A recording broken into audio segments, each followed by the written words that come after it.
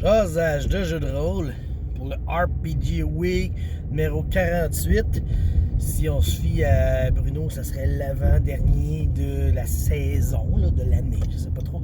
Après ça, c'est le RPG AD. Donc, la question cette semaine, c'est quel est le sentiment le plus difficile à faire vivre à vos joueurs? C'est ça, là, c'est ce que j'ai cru comprendre. J'ai adoré la réponse que quelqu'un a faite dans les commentaires de Bruno, Dominique, la culpabilité. Est-ce que c'est vrai? Les joueurs se sentent jamais coupables, ils peuvent faire ce qu'ils veulent, puis j'ai trouvé ça bon, tu sais, parce qu'avant ça, j'étais comme, c'est quoi ma réponse, là? J'essaie de réfléchir, tu sais, la peur, la colère, tu sais, puis c'était pas si pire, tu sais.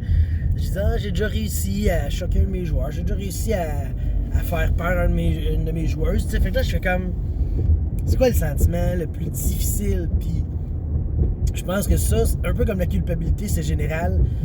Moi, j'ai jamais réussi à lui faire la défaite.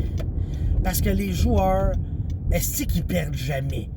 Je veux dire, tu vas les prendre, tu vas les attacher dans des sacs à patates bien enroulés avec de la corde, tu vas les crisser dans le fond de quelque chose.